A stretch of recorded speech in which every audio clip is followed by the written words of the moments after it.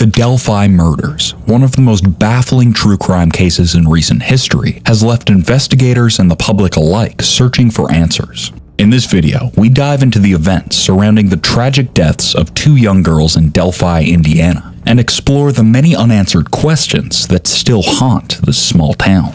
By the end of this video, I promise you will be asking yourself who really committed this heinous crime. Delphi, Indiana is a small, close-knit town at the county seat of Carroll County. It was founded in 1828 and is known for driving tourists to its scenic farms, woods, and historical area of the Wabash and Erie Canal. The Monon High Bridge Trail is a local wonder and town treasure that follows the Monon Railroad from eastern Delphi and over Indiana Highway 25 to the Monon High Bridge that sits over Deer Creek. The trail is also home to an abandoned railroad bridge, adjacent to the Monon High Bridge Trail that sits about 70 feet in the air, straddling the creek known as the Monon High Railroad.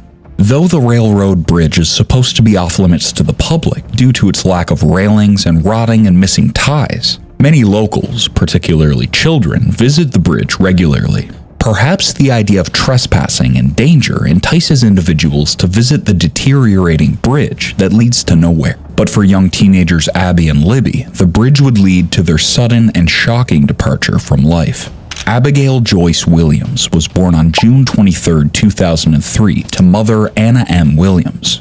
Liberty Rose Lynn German was born on December 27, 2002 to parents Carrie Timmons and Derek German. Abby and Libby were two Delphi teens with an inseparable bond who regularly spent time together hanging out, going on vacations with each other's families, and having frequent sleepovers. The best friends attended Delphi Community Middle School, where they both played the alto saxophone in the school band. The girls also shared a love for art, photography, exploring, and sports. While Abby was typically known for playing volleyball, Libby convinced her to join her softball team for the upcoming season. Abby's grandfather Cliff was elated that she decided to play softball like her mother had as a child. He decided to pay her a visit from Michigan and take her out shopping for all of her softball gear. The girls ended up with new balls, matching bats, and matching gloves. Anna Williams, Abby's mother, remembered the initial softball craze between the girls. She and Libby were dead set on taking over the world by softball. On February 13, 2017, the duo had the day off from school, resulting in an impromptu sleepover at Libby's house, where she resided with her grandparents Mike and Becky Patty and older sister Kelsey. The girls excitedly practiced their softball swings and tosses in the backyard as the weather was abnormally fair for that time of year. The girls ended the evening sprawled out on the floor of Libby's bedroom, painting pictures and giggling. Anna, Abby's mother, later stated about her daughter, she had more crafts than you'd know what to do with. She loved to make things for other people. She loved being around other people. The girls then asked Libby's sister, Kelsey Siebert, to take the girls to Monon High Bridge Trail the next day so they could explore and perhaps take some photos. Both girls loved photography. Abby's mother recalled how much she loved running off with her camera and taking photos in a way that others normally wouldn't.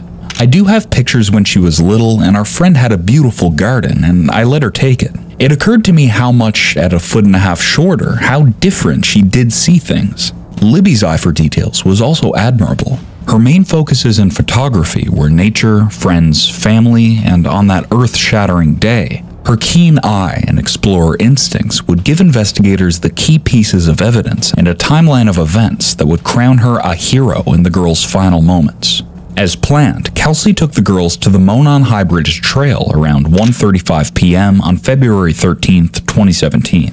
She dropped them off on County Road 300 North, just east of Hoosier Heartland Highway. Libby's father, Derek, told them he would pick up the girls around 3:15 p.m. on his way back from Frankfort, which is about 24 miles south of Delphi.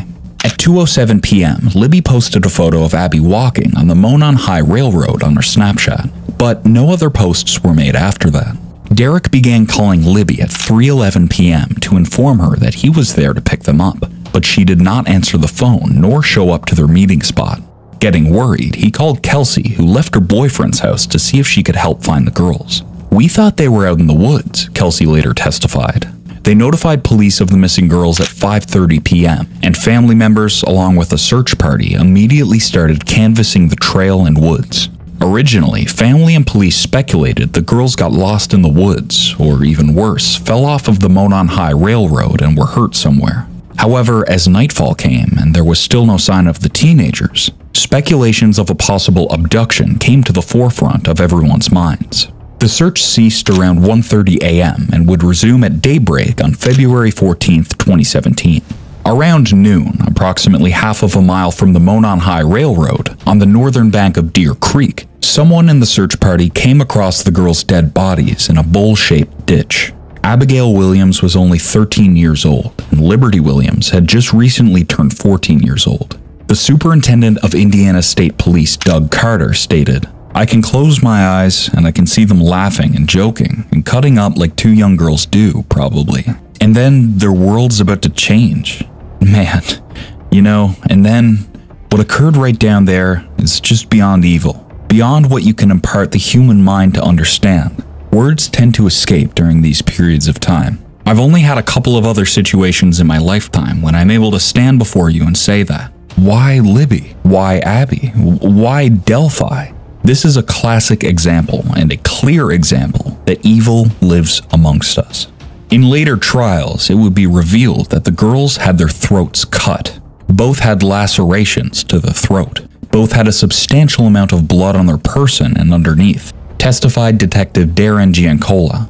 Dr. Ronald Corr, who conducted the autopsies, reported that Abby had a 2-inch laceration across her neck, which damaged her left jugular vein, while Libby had 4 overlapping wounds on her neck, 2 of which were lethal and hit arteries. Dr. Corr also estimated that the teens lived somewhere between 4 and 10 minutes after their throats were slashed. Sexual assault may have been a factor, though no trauma or semen was left behind. Abby was found wearing Libby's clothes, and Libby was left nude. Abby's clothes were found in the creek near their bodies, though her underwear and 1 sock were missing. Abby did not have a cell phone, and Libby's phone was found underneath Abby's body. Initially, authorities put a gag order on everyone involved in the search to avoid details being spread to the media. It was their thought that they'd have better control over the case if they withheld vital information, including how exactly the girls were murdered. Former FBI special agent who specialized in crimes against children stated withholding information was a tactic often used in cases such as this. The person who is in charge of the investigation is constantly walking a tightrope between wanting to reveal information and get help from people that have information, and not wanting to reveal information that only the offender will know that he did. And it's critically important to keep those things confidential. And by doing that, when they do have a suspect, and if the suspect begins to talk, knowing those confidential things would be a way of determining if the suspect is the actual suspect. The murders of Abby and Libby sent the town into a frenzy of sorts. Photos of the girls were everywhere, begging anyone with information to come forward and offering a $41,000 reward. A day after the girls' bodies were discovered, Indiana State Police released a gritty photograph of the suspect in the double homicide. The suspect appeared to be a Caucasian male with a dark blue Carhartt jacket, jeans, and a beanie. His head was down and his hands in his pockets, walking on the railroad bridge towards the girls. He was immediately dubbed as the Bridge Guy. Police let the public believe that this photo was derived from surveillance cameras on the trail, though it would later be revealed a few days later that it was taken from Libby's cell phone. Superintendent Doug Carter gave the following statement at a press conference. "Someone knows who the individual is. Is it a family member? Is it a neighbor? Or maybe that one guy that lives over at that one place that's just kind of not right? As poor as this picture is, somebody knows. Maybe it's his jeans, maybe it's his jacket or his sweatshirt. Maybe it's his shirt tail. Maybe it's his posture. Maybe it's the right hand in his pocket. Each and every person listening, watching, or seeing this in some form, we need you." Perhaps it was luck, or perhaps it was Libby's intuition that led her to take a photo of this strange man. However, on February 22nd, law enforcement revealed another piece of evidence, extracted from Libby's phone, leading everyone to believe Libby knew something terrible was going on, and her instincts told her to do what she can to leave clues for investigators. She liked adventure. She wanted to try anything once. She was intelligent. She had more reasoning power than I. She was calm. That was her nature. She was logical. She loved crime shows. She said, "I'm going to help solve crimes." She wanted to make a difference. Libby's grandmother Patty recalled. The piece of evidence revealed was an audio recording of the suspect. Although the audio is not completely clear, you can hear the suspect say, "Down the hill." My initial thought was, that was Satan's voice himself. I'm a very spiritual man, so that was my exact thought, that that's the devil himself speaking, commented Sheriff Tobe Leesenby. It's assumed that the girls were on the railroad bridge at the point where you either had to turn around and walk back across the bridge to get back to the path or go into the woods. Investigators confirmed there was a hill near the bridge that they believed the suspect coerced the girls to follow his directions and go down the hill as opposed to turning back across the bridge and towards the trail. Libby was secretly recording as the phone was found with the girls' bodies. Had the suspect known he was photographed or recorded, it's certain he would have taken the evidence along with him when he left. Police danced around the idea of the phone containing more evidence, but were not inclined to confirm to avoid compromising future trials. It was in July 2017 when the police released their first composite sketch of the suspect based on eyewitnesses from the trails and the strained image from Libby's phone. On April 22, 2019, during a press conference at the Wabash and Erie Canal Conference and Interpretive Center in Delphi, a new sketch was released to the public. Family and friends were taken back by the idea of having a sketch changed, though the police believed it was best for the direction the case was going in. This time, they also released a short video clip that Libby recorded of the man walking near the girls on the railroad bridge. Doug Carter declared, "The video shows the suspect walking on the bridge. Watch the person's mannerisms as they walk. Do you recognize the mannerisms as someone that you might know? Remember, he is walking on a former railroad bridge. Because of the deteriorated condition of the bridge, the suspect is not walking naturally due to the spacing between the ties." They also played the audio clip again, this time with an added word. The audio now said, "Guys, down the hill." Several young boys and men were turned in and questioned as persons of interest, though no official arrests were made. 5 years after the double murder, it came to the attention of Kathy Shank, a retired DCS worker who was volunteering as an administrator, organizing files and tips from the murder into a database, that something was not filed correctly. On September 21, 2022, she came across a lone file with the name Richard Allen Whiteman. Sparking curiosity, she reviewed the file and realized the name was incorrect. Richard Allen was the man's name, and Whiteman was the road he lived on. It also stated in the file, the individual self-reported he was at the Monon Bridge High Trail on the day of the girl's murder and around the same time that they went missing. She quickly notified the lead investigator, Tony Liggett, of her findings. Captain Dan Doolin of the Indiana Department of Natural Resources was another volunteer on the case. He was the one who met Richard back in February 2017. He recalls Richard not wanting to conduct the interview at his home nor the police station, but instead in a parking lot of a local store, which Doolin foolishly agreed to. Richard told Doolin he was at the trail between 1 p.m. and 3 p.m., but then changed his time to 1:30 p.m. and 3:30 p.m. as their conversation continued. He also admitted to wearing a blue Carhartt jacket, jeans, and a beanie, identical to the photo of Bridge Guy. Richard also claimed he didn't pay much attention to anyone on the trail as he was there to watch fish. This led investigators to look into his fishing license, which was strangely changed on April 1, 2017, not long after the murders.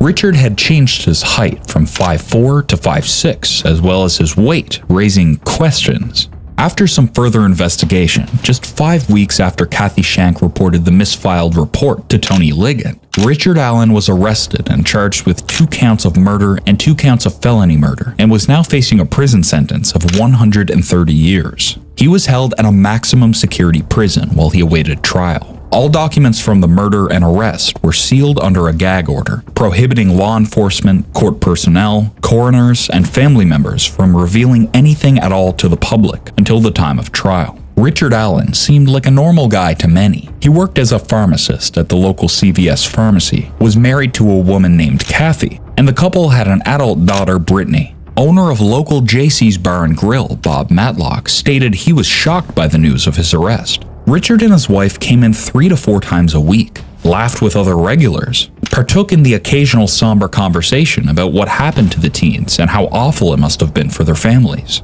Their families, too, were patrons of the bar.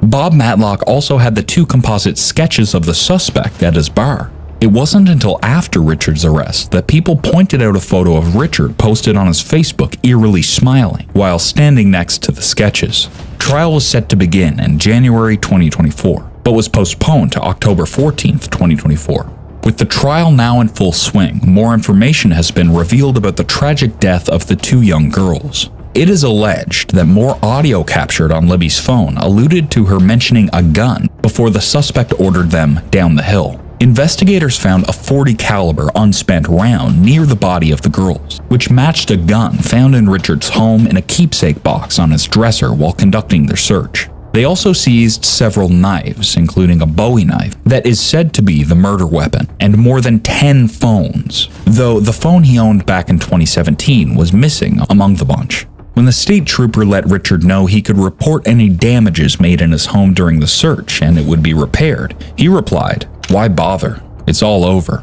Defense attorneys are still trying to plead Richard's innocence, claiming he appears to be experiencing mental health issues that are causing delusions and memory loss. However, despite their claims of innocence, Richard has confessed multiple times to the double homicide. He made a written confession. He confessed in conversations with staff members at the prison. He confessed to inmates, and even confessed to his mother and wife on a recorded phone call. Investigators had the phone call transcribed, and the transcription confirms that Richard Allen admits that he committed the murders of Abigail Williams and Liberty German, reads a motion filed by prosecutor Nicholas McLeland. He admits several times within the phone call that he committed the offenses as charged. His wife, Kathy Allen, ends the phone call abruptly. According to a filing made about Richard's mental health, he has admitted that he committed the offenses that he is charged with no less than 5 times while talking to his wife and mother on the public jail phones available at the Indiana Department of Corrections.